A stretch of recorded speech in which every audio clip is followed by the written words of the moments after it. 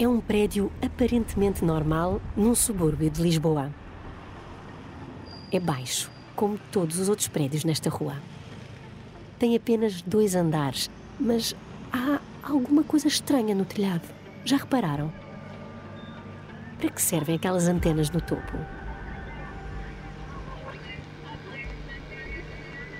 Estamos em 1980, no centro do Feijó. Os miúdos andam a brincar de um lado para o outro na rua. Passam autocarros, há mercearias e cafés abertos. E depois há aquele prédio com as antenas que saltam à vista. Ele morava numa dessas portas. Ele até tinha as antenas lá no teto e tudo. E ele sempre foi nessa coisa dos OVNIs. Tanto é que ele tinha umas antenas ali e não sei o quê. Já passaram mais de 40 anos e Carlos Oliveira ainda se lembra daquelas antenas. Olhava para elas quase todos os dias, quando vinha da escola. Toda a gente no prédio sabe que o rapaz que vive com os pais na cave do lado esquerdo é um engenhocas. Mas talvez nem todos saibam que ele e outros 4 fazem parte de um grupo obcecado por OVNIs. Na primavera de 1980, o miúdo pacato, que julgam ser responsável pelas antenas no telhado, vai estar em todo o lado nas notícias. O Rui está a voar pela primeira vez. Mas não é um passageiro como os outros. Está de pé, dentro do cockpit, com uma arma apontada aos pilotos. Estamos num voo comercial entre Lisboa e Faro, que ele acaba de desviar para a Espanha. As regras, não escritas, mas que nos eram transmitidas, por acaso acontecer, obedeçam. O primordial é a segurança do avião, a segurança dos passageiros. Obedeçam, façam o que lhes mandarem fazer e pensem essencialmente na segurança dos passageiros. José Correia Guedes, copiloto deste voo, e o resto da tripulação estão obrigados a aceitar tudo o que o sequestrador pede. Só pode ser assim. Há vidas em risco. Temos que pensar que estamos a voar, que temos não sei quantas toneladas de combustível nas asas, estamos num ambiente pressurizado. Se eu disparar uma bala e fizer um buraquinho deste tamanho, a pressurização escapa-se todo por ali e faz um buracão deste tamanho. Isso é de evitar qualquer confronto físico. Portanto, a regra número 1 era obedecer, obedecer, obedecer. O voo 131 da TAP acaba de mudar de rota. O Rui quer ir para Madrid. Só ainda ninguém percebeu porquê.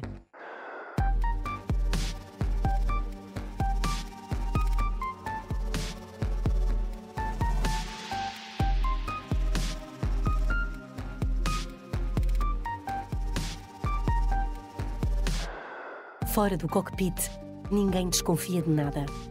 Neste momento, todos acham que o Boeing 727 da TAP está quase a aterrar em Faro. Mas Espanha vai receber um alerta e prepara-se para uma resposta armada. Assim que aterrar em Madrid, este avião vai ser cercado pelas forças especiais e vão estar prontas a intervir ao mínimo sinal.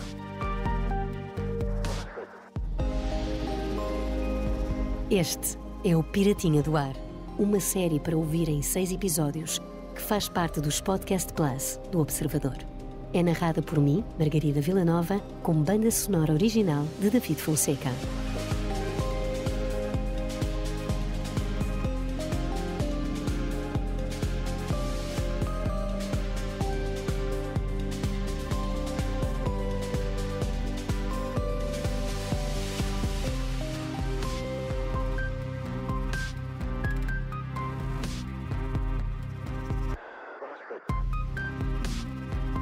Episódio 2. Emergência 7500.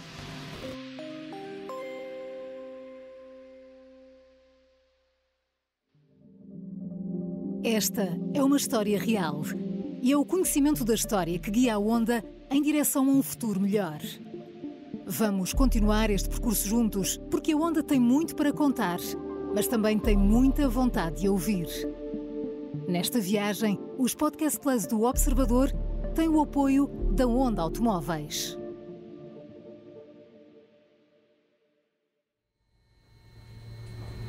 Durante, senhores passageiros, daqui fala novamente o comandante Coutinho Ramos. Por causa da alta meteorológica, não podemos, neste momento, aterrar em Faro. Vamos em direção. A mensagem é transmitida aos passageiros, mas quem já esteve dentro de um avião sabe que nem sempre se entende bem o que é dito pelo sistema de som e, neste caso, muitos não perceberam para onde estava a ir o avião. Os pilotos tinham de dizer alguma coisa.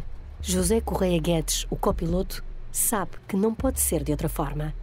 Inventaram a desculpa mais fácil, mesmo que aquilo não fizesse qualquer sentido. Por razões de ordem meteorológica não podemos aterrar em Faro. Vendo assim, com quase 50 anos de distância, parece humorístico, porque o que é que ele dizia? Coitado, não podia dizer outra coisa. Isto era um fim de tarde, só que era daqueles em que a gente chegava à janela e via a costa toda a Algarvia, de Vila Real de Santo António até Sagres. Dava tudo à vista, estava uma noite fantástica. Os passageiros olharam pela janela, devem ter ficado aterrorizados ou pensar que o comandante era maluco. Portanto, foi uma mentirinha piedosa. Mesmo assim, quase todos os passageiros acabam por acreditar. Mas o sindicalista da TAP, Vítor Azevedo, que minutos antes, sem o saber, tinha estado sentado ao lado do sequestrador, percebe logo que algo está errado. O jornalista Miguel Cordeiro falou com Vítor Azevedo. Eu olhei para baixo e vi as luzes da pista e disse para o meu colega, olha, temos quase a aterrar. Continuámos a nossa conversa e passados uns 10 minutos ou assim, percebemos que já estávamos em altitude de cruzeiro novamente.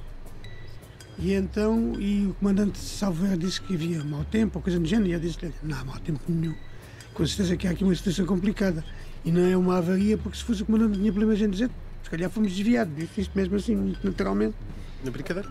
Não, sim, na brincadeira, mas com algum sentido, porque trabalhando eu na aviação, se fosse um problema técnico, o comandante não tinha problema em dizer, temos um problema técnico, voltamos à base. Com um tempo tão bom, dizer que é mau tempo, não podemos aterrar, de facto, não dá para engolir para quem perceba alguma coisa da aviação, não é? Sentado ao lado de Vítor Azevedo, Pedro Ferran, que é controlador aéreo em Faro, também não encontra razão para o que se está a passar. Mas muita gente acredita que não estivesse muito familiarizada com o voo, não se tivesse percebido do que estava, havia uma anomalia. Agora, eu conhecia como as minhas mãos, a palma das minhas mãos, o voo de Lisboa para Faro. E sabia que estava a haver ali uma anomalia grande, estava ali a haver uma coisa esquisita. O avião prepara-se para deixar o território português. Do outro lado da fronteira, as autoridades são avisadas do que está a acontecer. Os aviões estão preparados com um sistema que hoje é muito conhecido, que em caso de necessidade basta inserir um código específico e imediatamente o controlador que está de serviço recebe um aviso de alarme e sabe exatamente o que é que está a acontecer. Porque há várias situações e há códigos correspondentes a cada situação. Só que na altura Portugal ainda não tinha esse sistema. Esse sistema está inserido numa coisa que se chama radar secundário. Portugal ainda não tinha, mas Espanha tinha. Ou seja, a partir do momento em que nós inserimos o código, o controle de tráfego aéreo de Espanha foi imediatamente notificado que aquele avião estava sob sequestro. 7500. É este o código acionado para sinalizar um voo sob sequestro. Rui não se apercebe de que o comandante acaba de dar o alerta. Os dois pilotos e o técnico de voo estão sob ameaça. Nas costas, tem um adolescente nervoso a andar de um lado para o outro e a apontar-lhes uma arma carregada. Tinha sardo jovem e o que era ainda mais preocupante, e estava muito tenso. Ele apontava a arma e tremia, portanto, que ainda era uma coisa que nós nos preocupava mais. Um profissional estaria completamente sob controle, um amador, que era o caso, e numa situação daquela, estava extremamente nervoso o que podia fazê-lo disparar a arma em qualquer momento, em qualquer instante. Um avião praticamente cheio está agora sob as ordens de um miúdo de 16 anos. Fora do cockpit, a tripulação começa a estranhar e tenta perceber por que motivo este voo está a mudar de rota. O chefe de cabine bateu várias vezes à porta, não se deixou enganar, né, com a desculpa do comandante, e disse-me ela depois: o que eu pensei é quando vocês tinham morrido. O que lhe passou pela cabeça que fosse um sequestro. Nem ela nem os passageiros. Alguns dos passageiros das filas da frente chamam os comissários de bordo. Contam que viram um jovem a entrar no cockpit há minutos. É nesse momento que Isabel Valadas, chefe de cabine, tenta confirmar se falta alguém. É preciso identificar todos os passageiros de forma discreta. O chefe de cabine passou perto de nós, eu chamei-lhe, perguntei-lhe baixinho o que se passava, ele disse-me que havia alguém no cockpit. Então eu disse-lhe: olha, só se é um miúdo que estava aqui ao nosso lado. Ela viu o saco dele debaixo do banco, foi à gala, abriu o saco e veio-me dizer depois que estava lá um documento de identificação com fotografia e que era um miúdo. A chefe de cabine, a restante tripulação e alguns passageiros, como Vítor Azevedo e Pedro Ferran, começam a suspeitar que este voo está a ser desviado. É que a primeira foi a dúvida. O que é que será isto? Isto será algum sequestro, alguma forma de luta política nova em Portugal, pá? Sequestrar aviões, pá? Será alguma coisa ligada com a política, pá? Será? A gente é incerteza, não é? Dentro do cockpit, o copiloto faz o possível para acalmar o pirata do ar. A primeira reação era tentar acalmá-lo. Eu era mais novo no cockpit e por alguma razão se criou uma empatia, uma comunicação entre ambos. Ele ficava... Aliás, ele estava sentado na cadeira atrás do comandante. Quem ele via de frente era a mim. Eu virava-me para trás e ele falava diretamente para mim. O flight engineer estava de costas e o comandante estava de costas também. Comecei a tratá-lo por tu, portanto, tentando criar uma aproximação, uma empatia, e ele reagiu bem. E a primeira mensagem era: vira a pistola para baixo. Nós vamos fazer o que tu queres, mas vira a pistola para baixo, porque essa era a grande preocupação, ele disparar aquilo e arranjar ali um sério problema.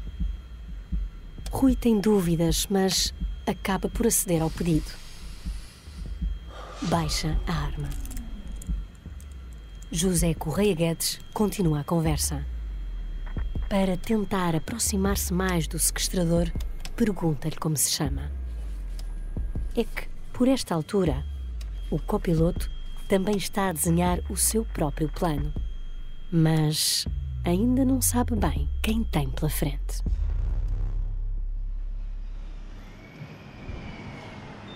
O Rui era um jovem tranquilo, pacato, nunca o vi metido em nada estranho e, portanto, o via-o como um rapaz estudante que ia para a escola e vinha.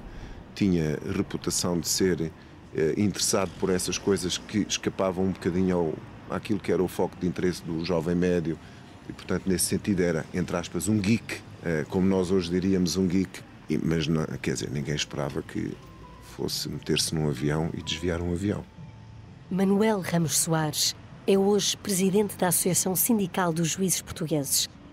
Há cerca de 40 anos, era apenas um jovem a viver no concelho de Almada. Conheceu o Rui. Eram vizinhos. Aquela zona do Feijó era uma zona essencialmente pobre. Eu diria um dormitório de Lisboa, mas pessoas operárias. Naquela altura ainda havia muita indústria na zona de Almada e Barreiro e Seixal. Portanto, era sobretudo uma zona de pessoas pobres e também classe média baixa e com muitos problemas, sobretudo a partir dos anos 80 e um bocadinho mais para a frente, toxicodependência. E o Rui tinha a imagem dele contrária, da pessoa que não se metia nisso, como eu e outros, talvez a exceção.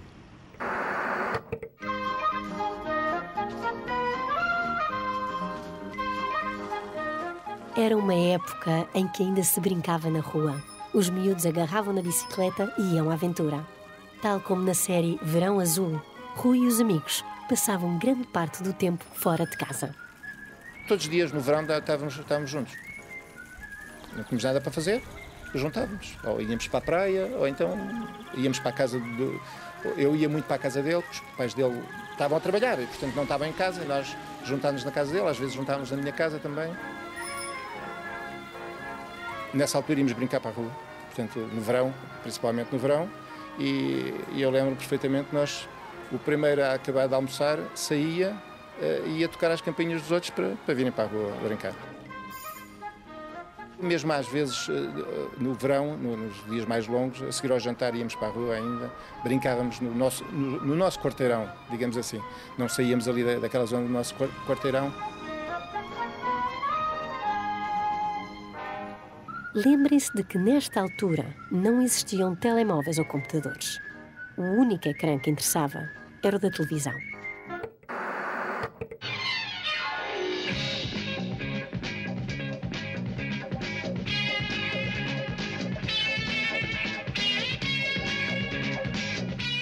Espaço 1999 foi a primeira grande série de ficção científica a passar na televisão portuguesa. Estreou em 1976 e contava a história de um grupo de cientistas que viviam numa estação espacial na Lua. This is Commander John Koenig. As you know, our moon has been blasted out of orbit. We have been completely cut off from planet Earth.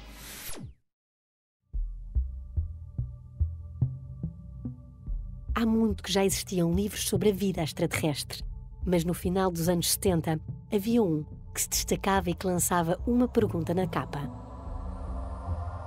Eram os deuses astronautas? Especulava sobre as pirâmides. Digamos que não eram tecnicamente possíveis de serem construídas com os conhecimentos da altura. E, portanto, uma explicação plausível é que eram civilizações extraterrestres que tinham estado cá ou que tinham vindo para cá e que tinham outros conhecimentos. Vítor Teodoro foi professor de ciências e deu aulas na Escola do Laranjeiro nos anos 70. Lembra-se de ter emprestado o livro a um grupo de 5 alunos que partilhavam o fascínio por OVNIs. Olhando agora, penso também, isso era, de certa maneira, uma forma de ser influencer, como agora se diz, antes dos influencers e usando outros meios. Nesse caso, o influencer era a divulgação das ideias da ciência. Tinham uma curiosidade apaixonada e levavam essa curiosidade à ação, não ficavam só pela contemplação. Os 5 amigos juntavam-se quase todos os dias depois das aulas. Passavam a vida a recolher artigos sobre avistamentos insólitos de objetos voadores não identificados. Formaram mesmo um clube. Era o Clube Pessis, que era o Clube de Pesquisa de 5 estrelas, das 5 estrelas. 5 estrelas porque eram 5 fundadores, basicamente. Renato Ventosa fazia parte dos 5. Os outros eram o João Pedro, o Zé Gustavo, o Francisco e o Rui. Sim, o nosso Rui, que agora está dentro do cockpit de um avião da TAP, com uma arma apontada aos pilotos. Naqueles anos, não faltavam casos de avistamentos em Portugal. Basta ir aos arquivos. 1968. Na base aérea das Lajes, nos Açores, um militar garante que teve um encontro imediato. Jura que viu um objeto voador a pairar junto do posto e que estavam 4 tripulantes no aparelho.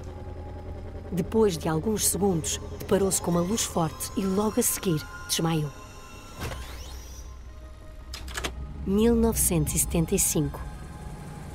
Um jovem conta que foi perseguido pelas luzes de uns faróis durante a noite enquanto fazia a viagem de carro entre Peniche e Alcobaça. Parou e apercebeu-se da presença de um objeto redondo, um disco voador de grandes dimensões. Diz que era do tamanho da Praça de Touros do Campo Pequeno e tinha um tom metálico acinzentado. Quando chegou a casa, ninguém da família acreditou. 1977. Em Castelo de Bode, um jovem piloto da Força Aérea assegura que esteve frente a um grande objeto voador não identificado que pairava a cerca de 2.000 metros de altitude. José Francisco ainda o conseguiu observar durante alguns segundos, antes de desaparecer a alta velocidade. O avião ficou descontrolado e começou a cair a pique. O piloto só conseguiu recuperar o controle quando estava a poucos metros de se despenhar. E 1979, apenas um ano antes do Rui desviar o avião da TAP, um extraterrestre com fato espacial aparece na capa de uma revista portuguesa. A revista chamava-se Humanoide. Era suposto ser bimestral, mas acabou por só ter um número. A primeira e única edição foi publicada em março e custava 10 escudos. Naquela altura, o mesmo dinheiro dava para comprar 4 pastilhas. Dos 1000 exemplares, só se venderam cerca de 20 a familiares e amigos. Quem estava por trás desta revista? O Rui e os restantes amigos do Clube de Pesquisa de Fenómenos Insólitos. O Rui passou grande parte da adolescência a estudar o avistamento de OVNIs. Por isso, todos juravam que as antenas que estavam no topo do prédio em que vivia serviam para captar sinais de vida no universo. Na verdade, era uma coisa muito mais terrestre. Era um posto de rádio amador criado pelo namorado da irmã que vivia na porta em frente. Rui só tinha ficado com a fama. Mas em casa, ele também tinha as suas próprias engenhocas. Durante meses construiu sozinho um amplificador para ouvir música. Tudo aquilo que tinha na cabeça era para levar até ao fim. Desviar aquele avião da TAP não ia agora ser uma exceção.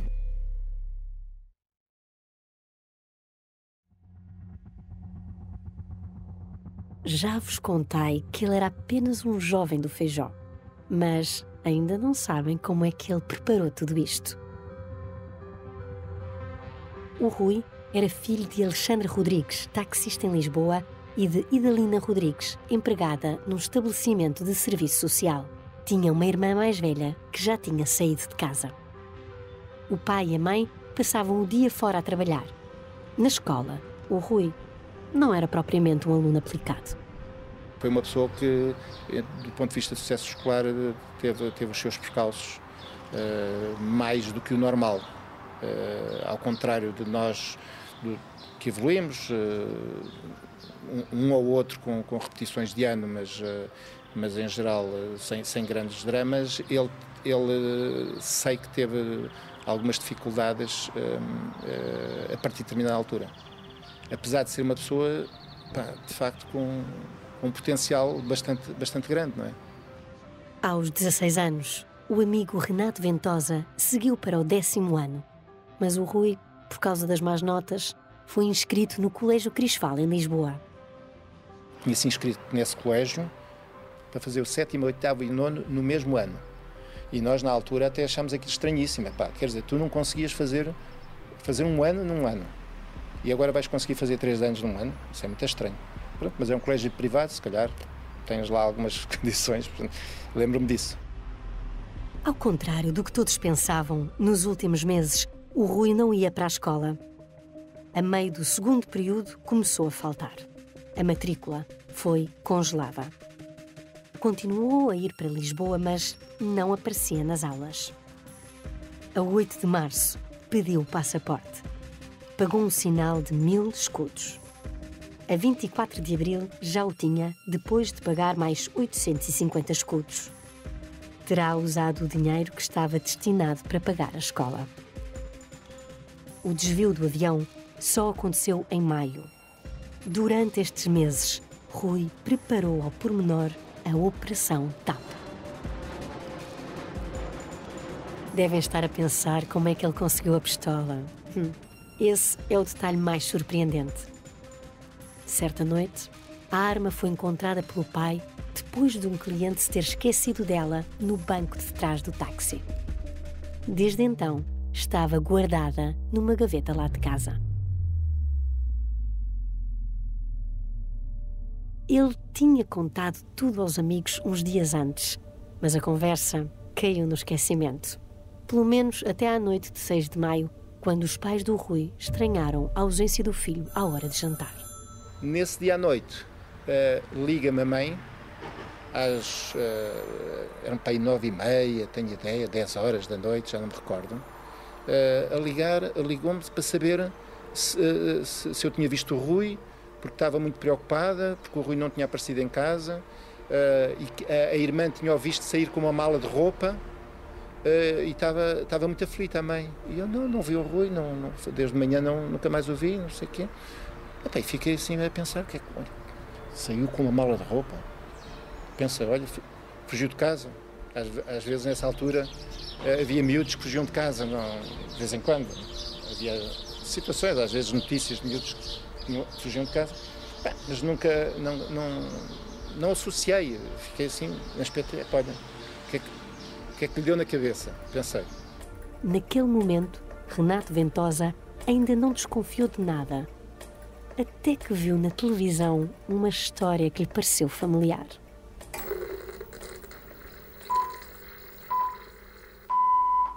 Última hora. Um avião da TAP foi sequestrado e segue para Madrid. Ouço na televisão uma notícia que interromperam a emissão, interrompemos a emissão, uma notícia de última hora. Estamos a falar dos anos 80, portanto ainda só havia RTP. Notícia de última hora, um avião da TAP que ia para Faro foi desviado para Madrid. Bem, aí caiu-nos tudo, não é? Caiu-nos tudo porque tínhamos a história, aquela história que ele tinha contado, agora estava a bater certo. O Boeing 727 está a aproximar-se de Madrid.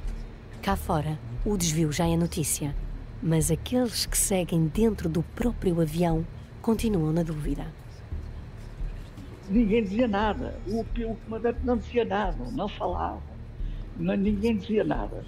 E o avião a passar, e Faro a ficar para trás, e nós a 17 mil pés. De maneira que nós ficamos muito tempo. E, portanto, isto para um controlador em Faro, que trabalhava em Faro, era uma anomalia total. Uma anomalia, está aqui alguma coisa. Mas ninguém diz nada. Ninguém diz nada. O copiloto começa a pôr em prática o seu plano. Tentar ganhar a confiança do jovem pirata do ar. E faz a pergunta que todos querem fazer. E então o que é que tu queres? Perguntei-lhe eu. E ele veio-me então com as suas condições. 10 milhões de dólares e um salvo-conduto para a Suíça. Sim, ouviram bem. Ele quer 10 milhões de dólares. Fazendo as contas, a taxa de inflação é o equivalente a cerca de 32 milhões de euros nos dias de hoje. José Correia Guedes pergunta: a quem queres pedir o dinheiro? O Rui responde: à TAP. O copiloto não consegue conter o sorriso. A TAP já na altura estava falida. Não vais pedir... E o salvo-conduto? Não te vai valer de nada. Isto que estás a fazer é um crime tão grave que aterras na Suíça ou no Uganda, num lugar qualquer, tu és imediatamente preso. Isso não existe. Não há um salvo-conduto para um crime desta magnitude. Não quero saber. Badadé. Mas o diálogo continua e Rui pergunta então ao copiloto a quem deve pedir afinal o dinheiro. José Correia Guedes responde que não faz ideia e explica que Portugal é um país pobre e que, mais a mais, os bancos estão fechados à noite. O Rui toma uma decisão. Vamos então pedir ao governo e insiste no salvo-conduto para a Suíça. Um documento que, na cabeça dele, lhe permitiria não ser detido após sair do avião. Mas o pirata do ar continua a surpreender. Lembram-se de que ele já tinha pedido desculpa pelo trabalho que estava a dar aos pilotos. Quando o avião já está a aterrar em Madrid, pergunta ao comandante: acha que estou a pedir muito dinheiro?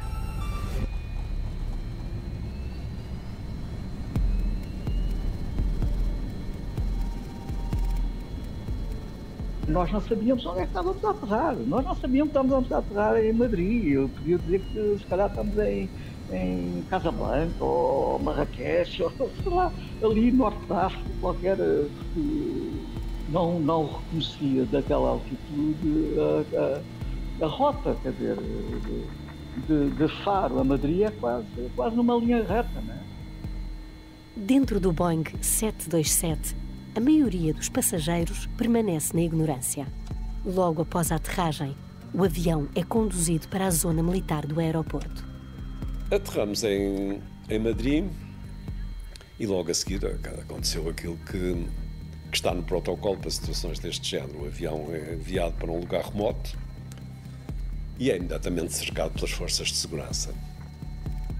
Porque era um lugar muito escuro, via uns vultos à volta, eles ainda por cima vestiam de negro. O avião está cercado pelas forças especiais espanholas e estão fortemente armadas. O avião foi levado para a zona militar do aeroporto, uma zona escura, com pouca luminosidade, mas conseguia-se ver os GOE espanhóis, era a polícia especial da altura deles, com as armas na mão, a tomarem posição à volta dos aviões. Aí foi quando eu senti algum medo, porque pensei, se estes fulanos entram dentro do avião, lá se vai o miúdo e se vai se calhar mais alguém, porque eles entram a matar. Instala-se o nervosismo entre os passageiros.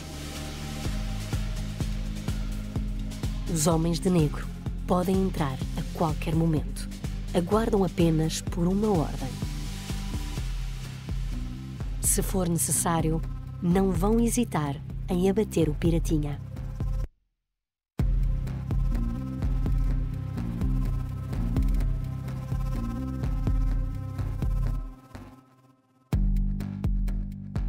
No próximo episódio, o primeiro-ministro vai montar um gabinete de crise. Houve um avião desviado para Madrid, não há notícias nenhumas, vá já para São Bento.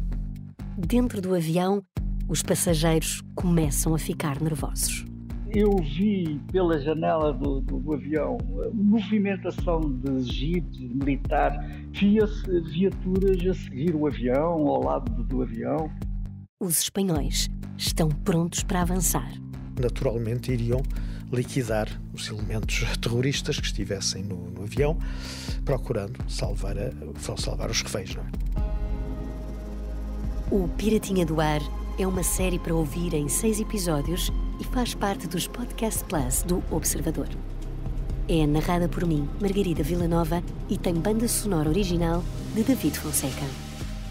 O guião e as entrevistas são de Miguel Cordeiro. A edição é de João Santos Duarte. A sonoplastia é de Beatriz Martel Garcia. A coordenação é de Miguel Pinheiro, Filomena Martins, Pedro Jorge Castro, Ricardo Conceição e Sara Antunes de Oliveira. Neste episódio, ouvimos excertos das séries Verão Azul, da TVE, e Espaço 1999, da ITV. Podcast Plus, do Observador. É mais do que um podcast. Os Podcast Plus do Observador têm o apoio da Onda Automóveis. Da Onda Automóveis. Da Onda Automóveis. Da Onda Automóveis.